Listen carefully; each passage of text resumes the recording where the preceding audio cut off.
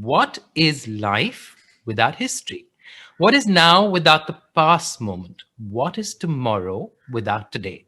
Think of it. The present is continuous, but there is this constant link between our past and today and tomorrow. And not knowing our past is like erasing a lot of who we are and how we've been involved and how we need to see our future, right? So that's really the content of the panel. The past, the present continuous.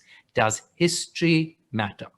On the panel, Santa Khurai, queer activist, champion of transgender rights; Pavan Dhal, author, researcher, and lead Varta Trust; Jayashri T, multimedia producer and director, co-founder, Archive Memory and Education Trust; Maya Sharma, author, feminist, working with Vikalp's women's group. Now, this session will be anchored and moderated by Pavan Dhal. So now I take this opportunity to hand over to Pavan. Over to you, Pavan.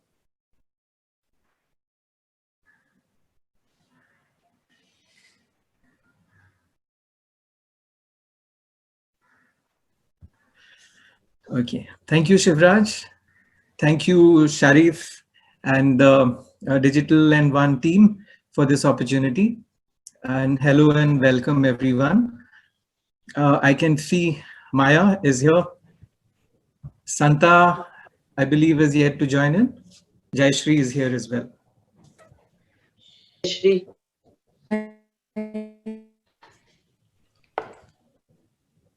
Jayashri. Hi.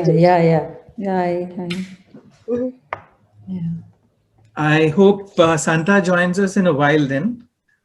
In the meantime, maybe we can start talking or discussing. Right. Yeah, sounds good. All right. Yeah. Is there a go ahead, Shivraj? Absolutely, go ahead. Yes, we're all on, and it's over to you, Pavan. Okay, thank you. Thank you. So Shivraj has already done one round of introductions, but I'll take this opportunity to talk a little bit more about my co-panelists today. Maya Sharma is an activist, lesbian and feminist rooted to the ground.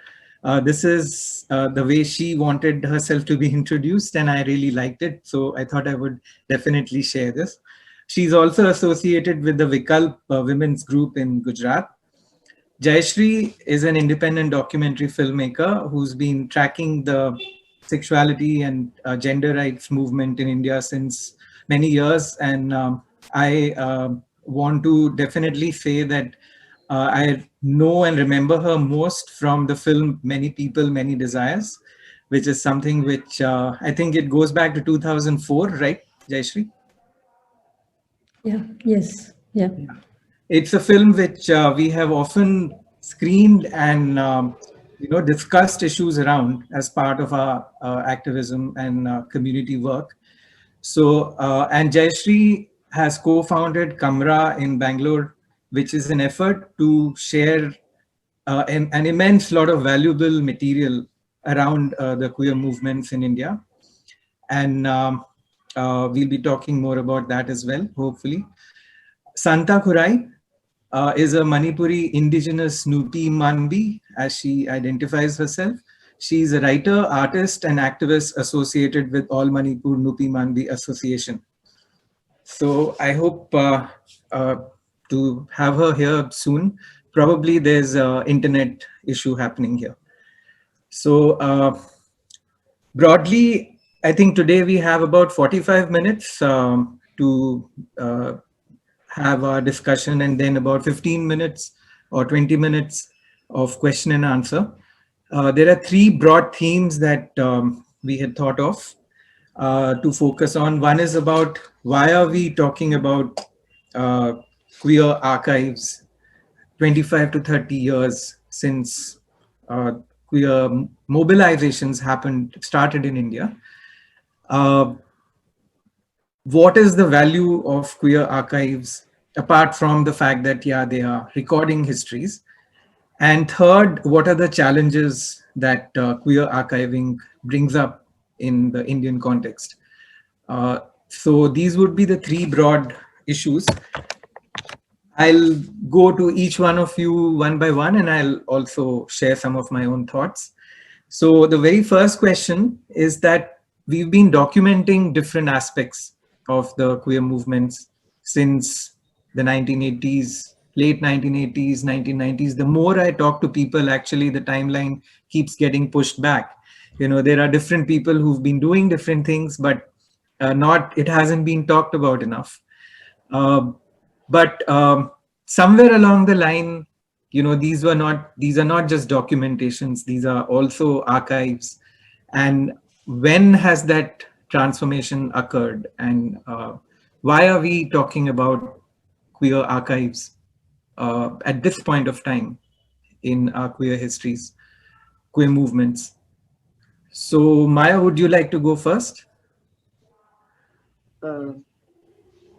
हमारा मैं हिंदी में बात करना चाहती हूँ, और सबसे पहले तो मैं सबको शुक्रिया कर दूं, जैसे होना चाहिए मुताबिक according to the rules. Rainbow literature फिर भी दोबारा हो पाया, उसके लिए बहुत बहुत मुबारक, क्योंकि सचमुच ये बहुत मुश्किल दौर है हम सब लोगों के लिए, जैसा माहौल हमारे आसपास बन रहा है। और दूसरा, ये नए तौर तरीके में हम भी शामिल हो पाए, उसके लिए बहुत बहुत शुक्रिया। और पवन, जयश्री और शांता को भी बहुत शुक्रिया, क्योंकि मैं सोचती हूँ आज इस बातचीत से हम लोग एक दूसरे से बहुत सीखेंगे, क्योंकि मेरे मन में भी बहुत सवाल हैं कि आर्काइव्स किसे कहते हैं। और डॉक्यूमेंटेशन तो हम बहुत अरसे से करते आ रहे हैं, जैसे तुमने कहा, पर वो दौर कब शुरू हुआ उसकी लकीर खींचना बहुत मुश्किल है, क्योंकि जैसे तुमने बताया पवन, सन 80 से भी पहले शायद कुछ कुछ होता रहा हो और वो हमारी नजर से बाहर गया। पर अगर मैं कुछ अपने समूह और जिनके साथ हम काम कर रहे थे, एक्टिविज्म में हम लोग इतने घुल मिल गए थे, तब ये सोचा ही नहीं कि हम भी कभी किसी दिन इतिहास का हिस्सा बनेंगे, या इतिहास को जब हम पिछले हमारे इतिहास को देखेंगे तो वो अचानक महत्वपूर्ण हो जाएगा। इतनी कॉन्शियसनेस नहीं थी, पर और समय भी बहुत कम था। पर हाँ, डॉक्यूमेंटेशन जरूर करते रहे, लिखते रहे, जो भी लेखा जोखा, और साथ साथ जो भोगा उसको भी हम लोग लिखते रहे। और अब ऐसा लग रहा है कि सचमुच इसको सुरक्षित रखना इसलिए भी जरूरी है, ये नहीं कि क्योंकि ये हमारा अतीत है और जो भी बीत चुका है महत्वपूर्ण है, पर ये भी है कि हमारा जो इतिहास है, हमने जो भोगा है, वो हमारी दृष्टिकोण से आए और लिखा जाए, तो आने वाले समय में रिसर्च के अलावा और भी बेहतरीन समझ बन पाए कि किस दौर से हम लोग गुजरे। इसके अलावा ये भी सोचने की बात है कि अलग अलग दृष्टिकोण जब आएंगे और जिस तरह का माहौल आज बन रहा है, क्या ये बदल जाएगा, क्या इसको दूसरी निगाह से देखा जाएगा? और इसलिए मुझे लगता है आर्काइविंग एक बहुत जरूरी हिस्सा है। पर मेरे मन में ये भी एक सवाल आ रहा है, शायद आप लोग जयश्री और पवन जवाब दे सके, कि आर्काइव्स जब मैं सोचती हूँ तो एक जगह दिखती है मेरे को, और साथ साथ बहुत ठोस रूप से एक सामग्री, मतलब जो भी कागज हो, तस्वीरें हो, और भी रिकॉर्डिंग मैटर हो। तो मुझे लगता है क्योंकि हमारे देश में मौखिक परंपरा बहुत रही है और बहुत सारे लोग आज भी हमारे साथ मौजूद हैं, जैसे आज मुझे पता नहीं सलीम ने रजिस्टर करा है कि नहीं, मुझे उसकी बहुत याद आ रही है कि क्योंकि सलीम बहुत अरसे से ये काम कर रहा था, और पवन तो खैर है ही आज हमारे बीच में, हमारे बाल और मूछ सफेद हो गए हैं, पर अच्छा लगता अगर आज सलीम भी कहीं सुन रहा है। और मुझे लगता है कि सलीम जैसे लोग स्वयं एक आर्काइव है, और इस तरह से साधारण जीवन में, रोजमर्रा की जिंदगी में जो आम लोग जीते आए हैं, उनकी भी कहानियां हैं, वो शायद मौखिक रूप में अभी भी हमारे बीच में जीवंत है। उनको वापस हमारे बीच समेट ले आना, वो मुझे लगता है कि ये भी एक आर्काइव का काम रहेगा। और इन मौखिक को लिख पाना या रिकॉर्ड करना, मेरे मन में बहुत बार आता है उर्मिला लीला का क्या हुआ, उसका सस्पेंशन तक तो मुझे मालूम है, उसके बाद मैंने कोशिश करी थी लिखने की कि वो कहाँ गए, उनको वापस रीइंस्टेट करा। मुझे लगता है कि उर्मिला लीला की कहानी हम लोगों के लिए बहुत महत्वपूर्ण है, औरत होने के नाते। तो मुझे लगता है कि आर्काइविंग अभी भी हमारे बीच जीवंत है, लोगों में है। और हम लोगों का आर्काइविंग, पवन तो मुझे टाइम बता देना, माइक छोड़ना बहुत मुश्किल होता है। तो नहीं, मैं आपको जरा सा इंटरप्ट करूंगा कि करो करो। उर्मिला और लीला की जो कहानी है, क्या 2 लाइन में बता सकेंगी, ताकि और जो हाँ, सुन रहे हैं उनके लिए भी जरूरी, अगर उन्हें नहीं मालूम हो। अच्छा। ओ, मुझे लगता है जैसे सबको मालूम है। देखिए, इस ऐसी से लगता है ना कि जरूरी है ये बातें करना। उर्मिला और लीला ने जब हमने सुना था तो उन्होंने माला पहन के एक दूसरे से शादी करा था, बहुत प्यार करती थी और मध्य प्रदेश में कांस्टेबल्स थी। और जब उन्होंने ये माला पहन के अपना रिश्ता स्वीकारा तो उन्हें तुरंत फरमान आया कि आप को निकाल दिया जाएगा, और उनको निकाल भी दिया गया। और तब महिला आंदोलन के अंदर बहुत द्वंद चला कि हम लोग इनको सपोर्ट करें या नहीं करें। फिर कुछ लोगों ने सपोर्ट भी करा, मगर वो सपोर्ट बहुत खुला आम नहीं था, बहुत दबा दबा था। और शायद इसमें अन्य व्यू पॉइंट्स भी हों, पर मेरे को जहां तक ख्याल है ये बातें हुई थी, क्योंकि तब और मैं ये भी कहना चाहूंगी कि अब मैं गुजरात में काम कर रही हूँ, तो उर्मिला लीला के समय के बाद यहाँ गुजरात में भी किस्सा हुआ था। और बाद में उनको उनके साथ बहुत बदसलूकी हुई। One was made to disappear, the other was brutally murdered in 2002. So that's why I think also at some point we need to converge somewhere to hold these precious archives, क्योंकि बहुत जरूरी है कि हमारे ये दर्द इश्क गुमनाम ना हो जाए और ना ही उन पे कालिक पुज जाए। इसलिए हम बहुत जरूरी है कि हम इन सब को लिखें, मिल बैठकर बात करें। अगर मैं अपनी बात करूं तो हम लोगों ने डॉक्यूमेंटेशन बहुत नकारात्मक ग्राउंड से शुरू करा था, ये दिखाने के लिए कि हम हमेशा से मौजूद रहे। हमने पुरानी जो भी बातें थी उनको रिकॉर्ड करा, और मैं तो अपने लिए कहूंगी कि मैंने बहुत खोज करी, और मुझे औरतों के रिश्ते के बारे में ज्यादातर धार्मिक जगहों पे उन्हें पाया, और धार्मिक जगहों के अलावा उन धार्मिक जगहों में पाया जो डिसेंटिंग रिलीजन हुआ करते थे, मसलन की भक्ति ट्रेडिशंस में। और ये औरतें इसलिए रह पाई क्योंकि वो अपने आप को एसेक्सुअल जाहिर कर सकती थी। तो इसीलिए भी जरूरी है कि हम जब आर्काइविंग करें, हम अपनी बात तो करें, पर मुझे लगता है कि हमको हमारी नजर पसार के भी देखनी पड़ेगी कि कहाँ कहाँ हम लोग खोए हुए हमारा जीवन बिता रहे थे। आज भी ऐसा है कि बहुत लोग हमारे में से कह नहीं पाते हैं कि हम एक दूसरे को प्यार करते हैं या हम एक दूसरे के साथ जीना चाहते हैं। तो मुझे लगता है कि ये सब बातें के साथ साथ आज का जो माहौल है, और जो अगर हम इसको बदलना चाहे या दूसरी दृष्टि से देखना चाहें, तो हमारा जो मंतव्य है उसको आगे रखना बहुत जरूरी है। इसके साथ में जयश्री या पवन आपको देती हूँ माइक। माइक तो है नहीं मगर many valuable points in there. बहुत कुछ अच्छा लगा आपकी बात से। मैं जयश्री से पूछता हूँ कि what does she have to say about this issue?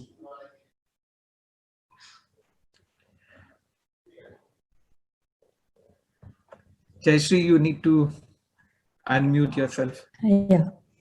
Yeah. Good afternoon, everyone, and thank you so much for having me here today. Maya has raised. She's already jumped the line. I think she's kind of raised a lot of issues. But before starting, I just want to very quickly say my own why I am archiving today.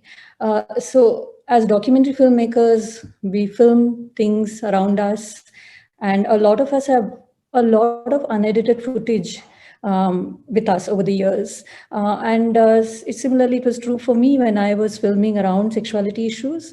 Until 2009, it was like filming all the events that was happening, especially around in Bangalore.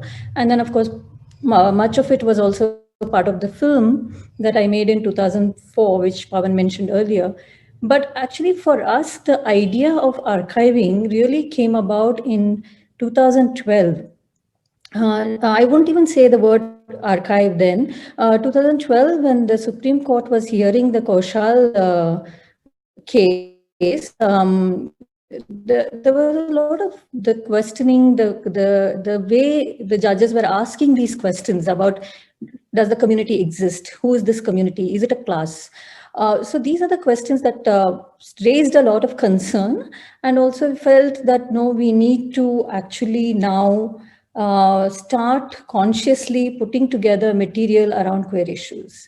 Many activists were talking about it, and I just started filming these long interviews with the lawyers and the various petitioners who were involved in that case. And so that was a very conscious decision to do that kind of a documentation on video. Then very quickly, Neeraj Ramanujam and Namita Malhotra and Amrita Chanda started thinking in terms of digital archiving, and they actually organized this lovely workshop in 2013, in August 2013 in Bangalore, which is the first queer archiving workshop, where we invited a lot of people who were, Maya was also there, Pawan, you were also there, no? Did you come for it? I don't know, I'm not sure. There were many people who were also archiving, and not on sexuality issues and other issues. They also came, Salim was there, and we were all talking about what does this mean to archive, and what does it mean to archive queer lives. And so a lot of us are also talking about our own work, and I also talked about my video documentation.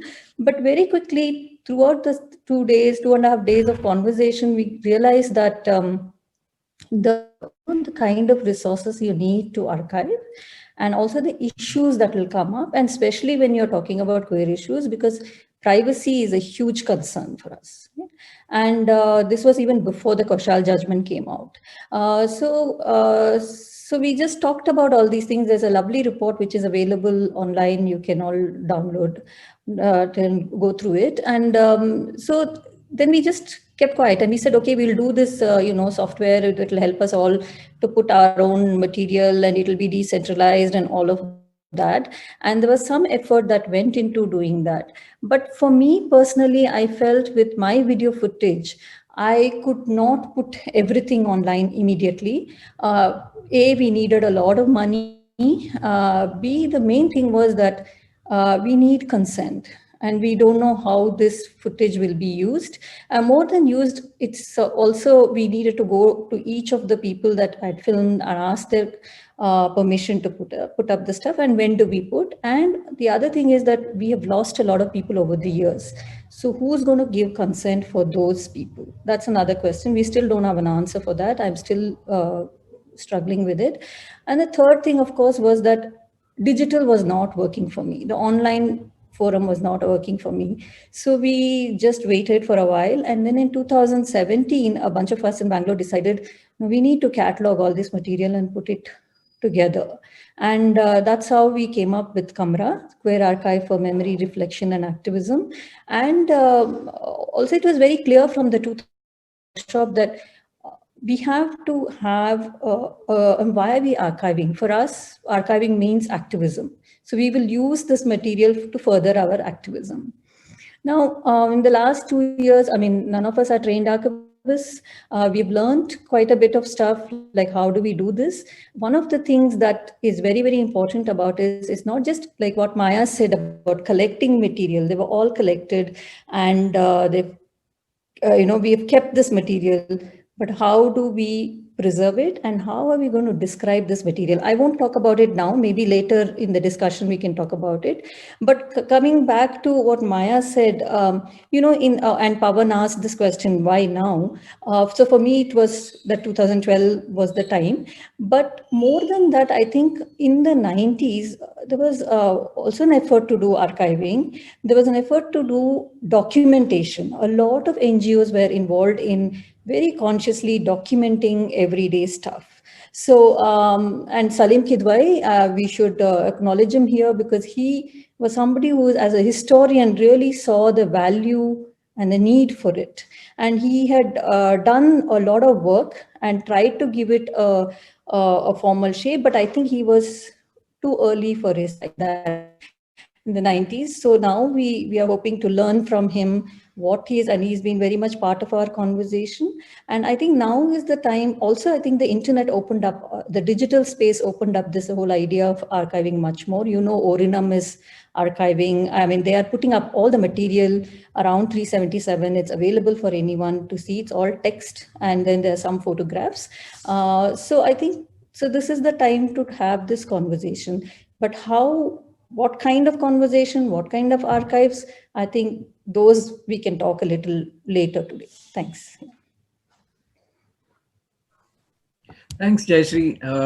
I think one point, going back to Maya for a bit, is Maya, आपने कहा कि बहुत सी ऐसी कहानियां हैं जो हमारी oral histories, हमारी ओरल ट्रेडिशंस जो हैं उसी में हैं, और मतलब इनको अगर किसी तरह कैप्चर ना किया जाए तो शायद ये कब की खो जाएंगी.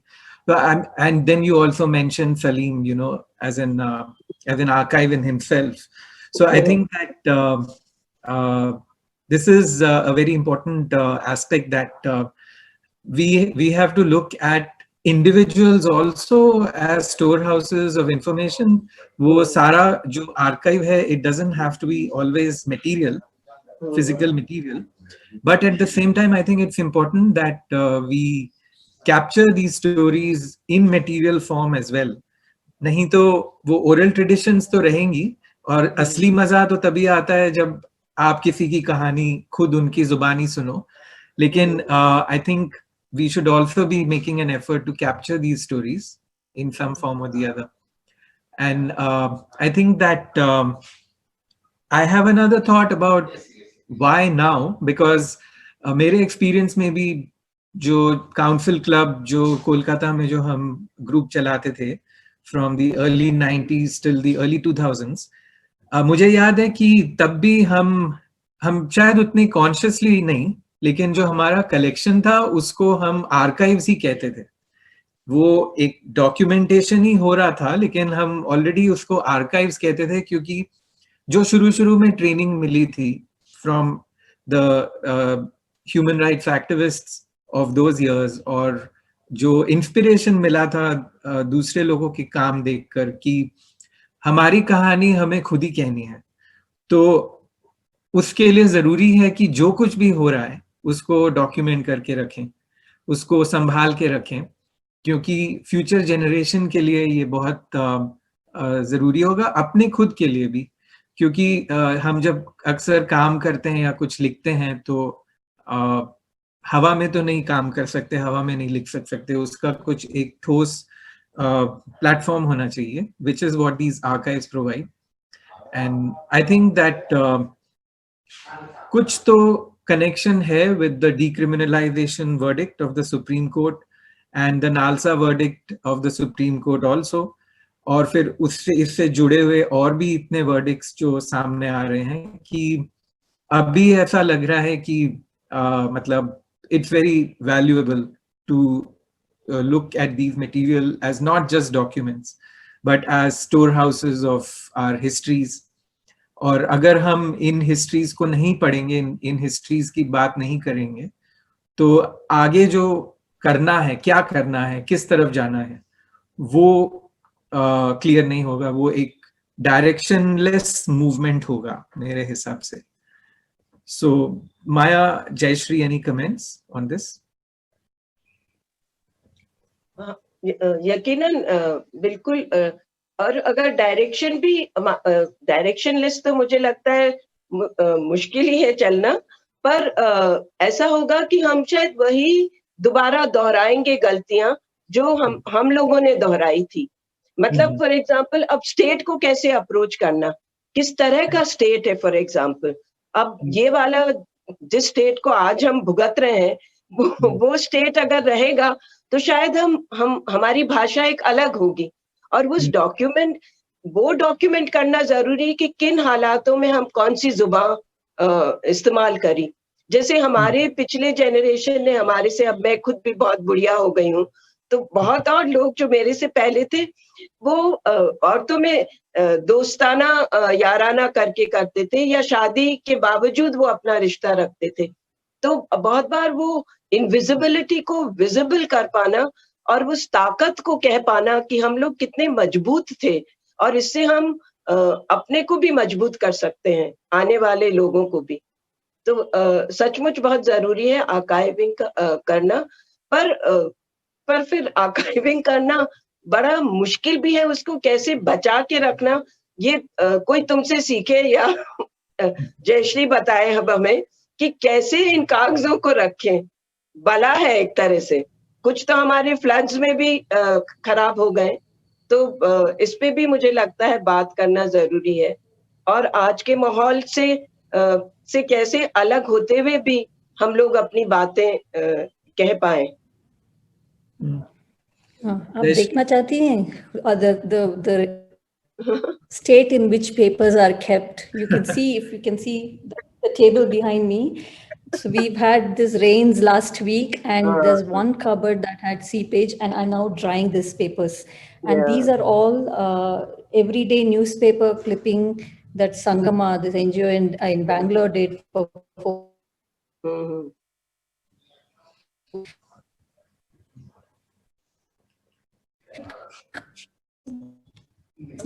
Network issues.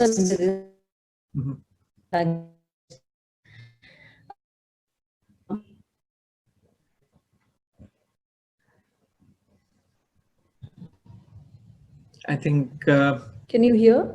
Yeah, now it's okay. Can you hear me? Yeah. Okay. Yeah. So basically, yeah, my connection is unstable, it says right now. So, yeah, so these are, so I just want to say two things. One is that, at different of time, different people come in and give interpretation to the same work that's been going on. So we are now, so let's say Sangama was collecting this, documenting everyday newspaper clipping. Now somebody like me, I'm now archiving it. I'm giving description to this material. And now there are a lot of students and researchers are coming and they're looking at this material and they can produce stuff from here. But the question is that they can only produce material depending on how well we are going to describe this stuff. So a lot of it is in the mechanism of how we are going to preserve the material and present the material. And then, of course, you have a lot of private material. I mean, we've come across some envelopes, people have behind the envelope, sitting in something, actually thinking about stuff that has been very dear to them at that point of time. So, and they have certain sense. Now in retrospect, you can see what were people thinking and what was going on. I mean, there's one, which is the political action and the strategies that, groups formed and all of that. The other thing also, people's their own lives, how they lived and what they did. So this is the two strands that we have. And the material that I have is very minuscule compared to the material that exists out there. So there's a lot of work that needs to be done. And as you say that Maya has all these stories that she's collected, Pawan, you yourself have so much stuff. Now, each of those individual artifact or an object or that will have many. So if somebody wants to actually investigate and follow these routes and stories, not all these are find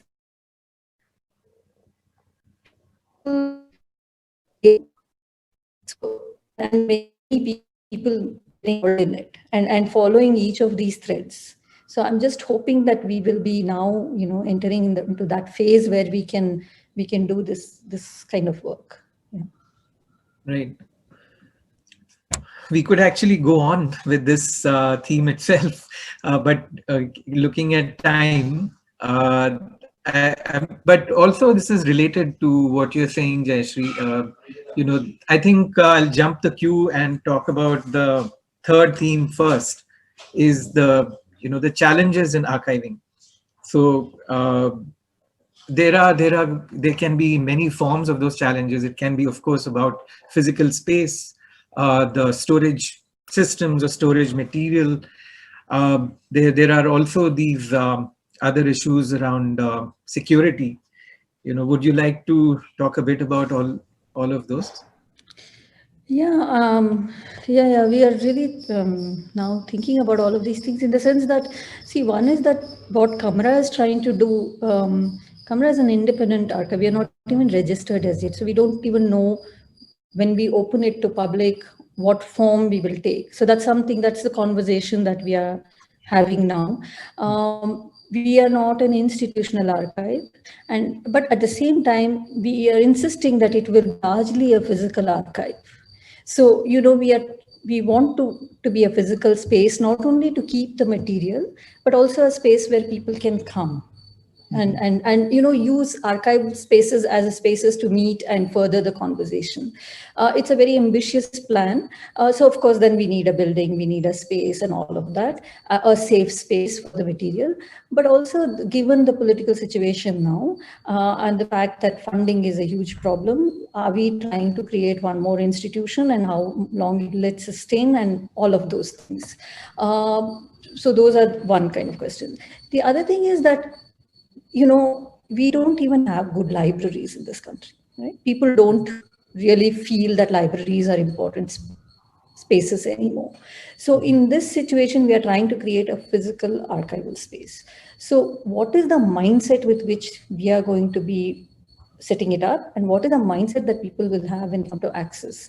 I know that because it's queer issues and the queer community is very involved and there is a lot of excitement among young people, it will there will be a lot of encouragement for us. But at the same time, in terms of sustaining it day to day, one part of the archiving work, this is the literally cataloging. It's a grunt work. You need a lot of patience to do it. Yeah, that's one aspect. And the other aspect is, what are you showcasing from the archive? That is the curating part of it. That's a lot of excitement. A lot of people want to do it because you can use both the digital platform as well as physical galleries to show these things. And there's it's also very glamorous at one level. So there is a lot of interest in that. But the question is, to do this work, we need a lot of people, we need a lot of money. And of course, there's also this whole concern about privacy, which is the most fundamental thing. Unless we crack that, we can't really the challenges. And Pawan, you need to share your archiving efforts too. Yeah, I will. The one for you have a massive archive. Jayashree are you there, Jayashree? Yeah. Yeah. No, I just want to just finish my thing saying that, we're calling this as an independent archive. How will we protect ourselves, like given the political situation now? And so and one thing about we've been engaging with the archiving community all over the world, and queer archives and general archives. I would say that they're very, very open and they've been very extremely helpful. So we've learned quite a bit, but we need to now, we are at a stage where we really need to make our plans and say, this is what Camera is going to be. This is how you can come and access this material. Where it is going to be is a big, big question. Yeah, thank you. Well, yeah, I think that we should anyways take this occasion to shamelessly ask for funds, because as you said, that there's a lot of money needed and of course interest as well. And I agree with you that actually the archives that I have, the Council Club archives, the majority of the interest at the researcher or the student level have actually been from abroad, not so much from within India, students or researchers or activists. It's almost like a little bit of disdain about it, because I remember that there was a time when a fellow activist had kind of said that all that you do, Pawan, is documentation. But very recently, there was a student from the UK who was looking for some material, and incidentally, that material was there in the Council Club archives, but not with the people who had created them, and the very people who had said that all I do is documentation. So I think that an interest level is badly needed. People have to be able to see the value of the archives. And also, I think beyond the physical, and I'll take this occasion to welcome Santa. So good to have you here. I'll shortly ask you, bring you up to date and ask you a couple of questions. Can you hear us? All right. Okay. So yeah, I just want to just add in that. So as Maya was saying, just to give a one-line description of the Council Club archives, this is about the activities of the Council Club support group and many of the sister organizations in the 90s and the early 2000s. But one of the most important of the archives that we have are letters that used to come into Council Clubs post bag in right through the 90s until emails and Yahoo groups and all of those took over and almost killed the postal system.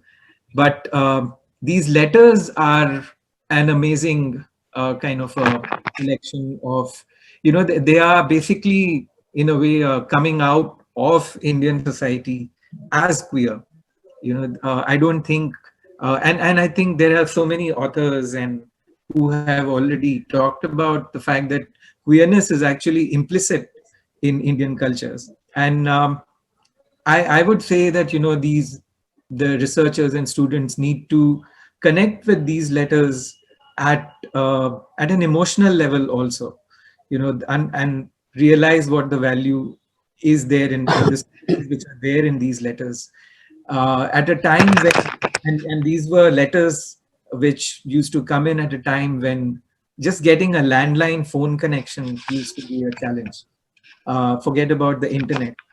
So, fixing dates over letters, I don't think people do that these days. But all of that was happening in the 90s, and these letters they capture all of these processes.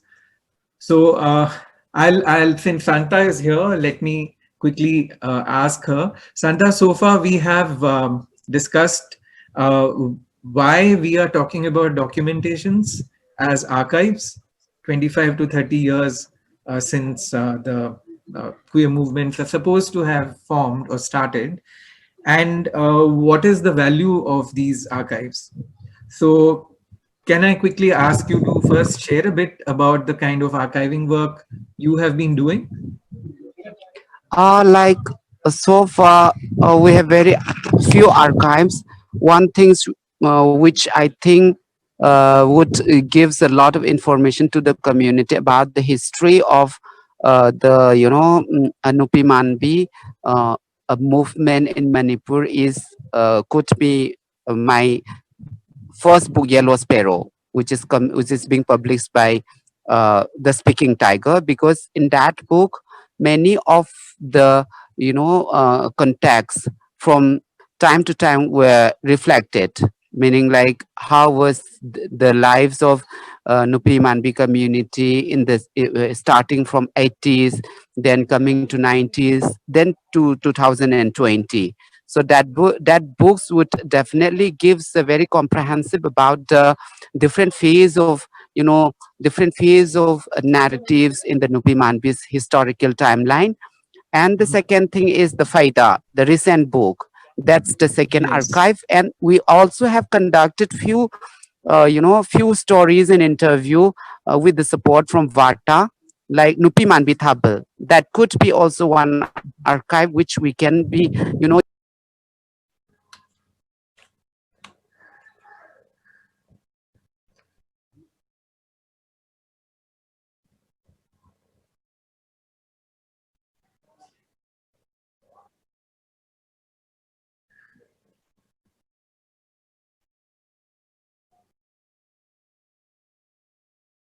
She's not looking at the screen. community conduct their own social organization during Yeah, go ahead. during 2020. Mhm. Can you hear me? Yeah, you are clear now. Hello? Yeah, we can hear you. Okay. that's the third thing. And then the other document, I think there are the short articles which I have written and Bonita have written were also important. But actually, when we talk about archive officially, which can be used as literacy in the future, could be the Yellow Sparrow, Faida, and then the Tabal Chongba, and also one article which I've written for Vata, that Umang Laikan beliefs, the conflict between Umang Laikan beliefs and Nupi Manbi identity. And Faida, I think, is important. Why? Because the concept of gender plurality, and then how this belief system of gender identity and their inclusion was very much prevalent in the erstwhile Manipuri society. So that could be, like taken as a prototype of queer peoples. Yeah. Faida could be considered or else counted as a prototype of queer people and then queer culture in the erstwhile Manipuri society. Later on, it could be continue with Thabal Chongba, it could be continue with all those, remaining articles and books.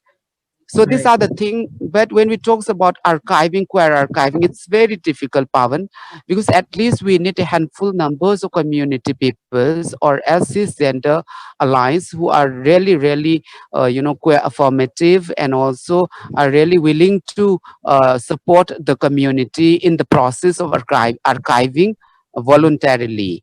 So Right. we fail to get such wonderful support in our journey. But what we can do is like we can just to begin with, we can start identifying few community members and then asking them to start writing. And then what we have done in the in the socio-economic inclusion project, so the Right. same thing we can continue. That was a very useful format to the community. Mhm. So even though we were not able to collect much information about the earlier society, at least we can start from now onwards, so that that could be a legacy which we can, leave for the future generation. So So talking about that's legacies, Santa, I think it would be very interesting for our audience to know about Nupi Manbi's association, trans women. If I can, you know, uh, translate, if you think that it is all right to translate mm, Nupi Manbi as trans women, but the role of trans women in Thabal Chongba. Can you very briefly talk about that? Because I think that's very interesting, and this is something which was happening uh, in the 1990s when, why very important aspect about this, Santa, is that, and we've often talked about this, is that when we talk about queer histories of India, as usual, the larger bias uh, that is uh, inherent in our thinking is, India is equal to the northern heartland, or maybe the so-called India without the Northeast is usually the India which strikes in our mind. mm, But when I first mm, read your article and Bonita's article on Thabal Chongba, it was amazing to know that something was happening in Manipur in the 1990s, and that was mobilization of its own kind. So please, can you briefly talk about that? mm. Yeah, because Thabal Chongba is a very wonderful space. I should say I can also call it as a safer space for the community. Not only for the community, it's a kind of platform that the entire community are given social sanction, Right, irrespective of gender identity, where the cisgender man and boy will come, join hands with the trans people, and there will be a lot of audience witnessing that event. So there right, was not that kind of harassment, there was not that kind of bullet happening in that particular space. So that's a kind of giving a certain social sanction for that festival, especially for the dance, Tabal Chongba. And like a in the normal festival life, associated with even Holi, right? cis girl. I just, sorry, I interrupted you. It is a festival associated with the Holi Yeah, celebrations. yeah, it's not actually Holi, it's called Yaosang. It's Right, similar like a bit kind of Holi, but right, it's called Yaosang in Manipuri. And also in Meitei New Year, Meitei Chairauba, in the month of April. right. It happens during this time. And then, you know, like I also realized that people, when we talk about queer unification, queer pride, we always focus on pride work. But for us, Nupi Manbi Thabel is a space where people, all the peoples from different sexuality and identity comes, and then they just, use this space as to assert and then express their identity and sexuality. In the sense, like there are people who live as a man in the daytime but were gay, feminine gay, but in Thabel Songba, they are very much open to wear whatever they wanted to wear, and then the way how they wanted to live in their lives, they come out and join the Thabel Songba. And there was no division, or else there was no clash among within the community in Thabel Songba. Like in the regular life, we have experienced that trans women who are in full-time cross dress used to blame,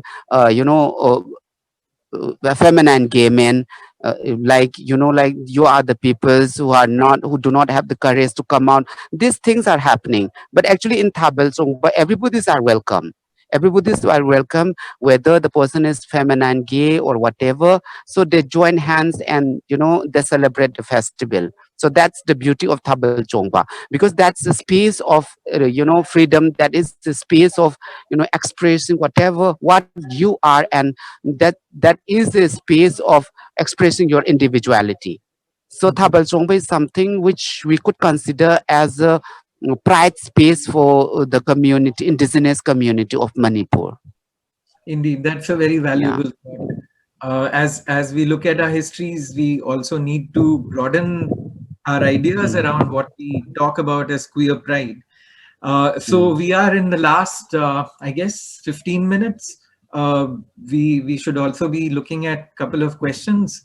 But before that, one last round, I would ask all the panelists to share their thoughts about what is the value going forward, what is the value of your archives in terms of human rights activism? Because this is something which we have often discussed, but this would be a good forum to articulate thoughts around that. Maya? I think the Activism. realization that Yes. I think to realize that it is very important. Earlier, a lot of us were documenting without realization. So this consciousness now should seep into us, and perhaps human rights now even more than before, because now it's almost like you perhaps will have to go underground in spite of all the good things like NALSA or TG Act, etc., etc. So I think the way to go forward is to really document there's so much to document, actually, lives, people who we know, real life people to document, like you said, put them on record, and also the various judgments that have come in small places. Like in Gujarat, we had a very good judgment from a district court early on in 2001. So I think it's important to have these legal documents as well, to tell the other courts that, well, there was freedom of mobility, freedom to live in spite of what your parents said, etc., etc. So I think the way forward to really is to document as you document violations. I think it's also important to articulate rights positively and conceive through our documentation. Like earlier, we used to talk of anti-discrimination law. So bring back those discussions as we move forward back. Perhaps we have lost some of those finer things. So as we document them, to go back and to go forward, I think it's a constant back forth kind of a journey. Jayashree? Yeah, I mean, I just want to say that we reflect on what we so that we can,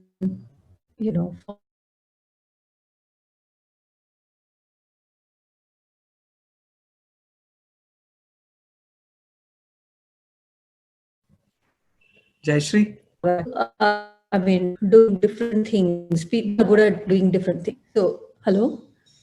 Yeah, can you repeat that? I think we lost you for a while. Hello? Hello? No, what I'm saying is that Hello. Hello. Yeah, please go ahead. Talk. Yeah. Yeah. What I'm saying is, archives provide a way for us to actually not only acknowledge putting the record straight, but also to understand that different people were doing different things and the different strategies, and then you bring them all together and you reflect on it and you understand, so you can figure out how you want to take your work forward, whether you are an academician, whether you're an activist, or whether you're a legal scholar, or even a lay person. For a parent to understand, if my child comes and says that I am different, so how do you make sense of that? So I think it has multiple layers in which it can be used. There's also a question that has come. Should I just Yes, please do respond that. to that?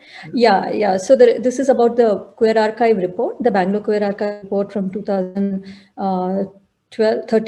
So it is available, I think, but I can also share a PDF with all of you, and you can put it up in your the LitFest page, so people can access it more easily. And in terms of future workshops, we have started something called Kamra Talks, which will be a bi-monthly talks around queer archiving. And we are planning to invite people from all over. We're taking the advantage of this Zoom meeting. So not only people from India, but outside as well. And so the first one we had last week. So we'll be putting it up through our website, www.kamra.com. So in the next coming weeks, we will be sharing those videos. So do look forward to the further talks. And join our newsletter. We are very not yet that active in the digital platform, but we are hoping to very soon. Yeah. Right. Santa, would you like to share your thoughts on this particular aspect? You need to unmute yourself.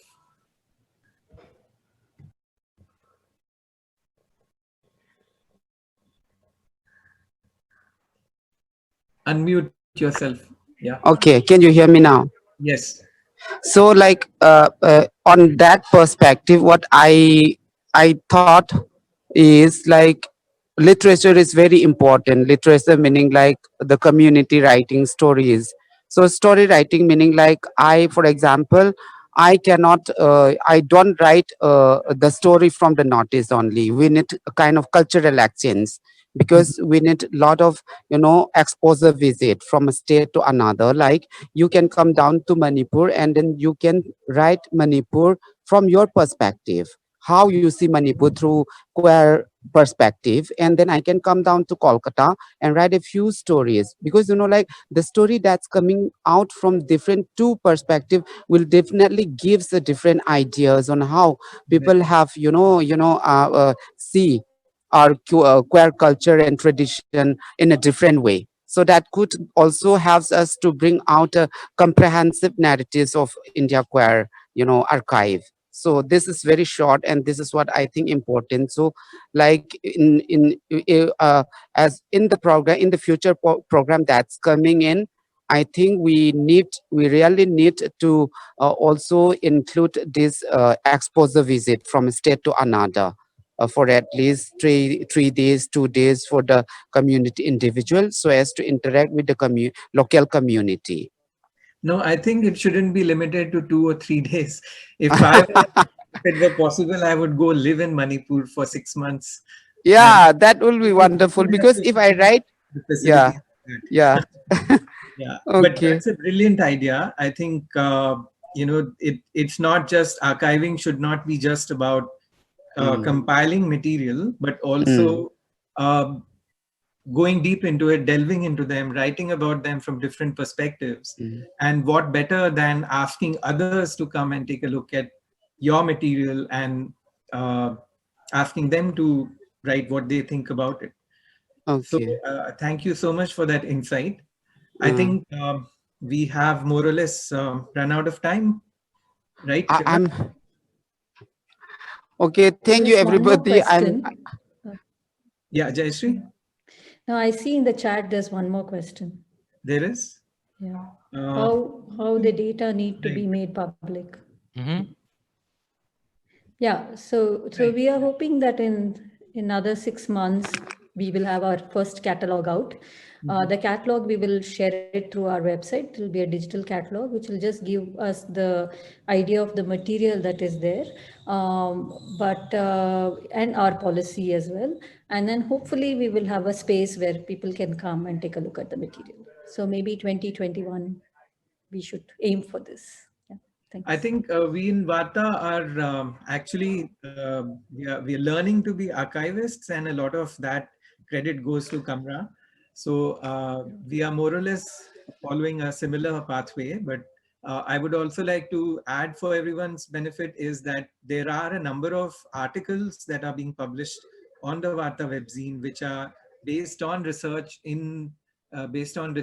on the material in the Council Club archives.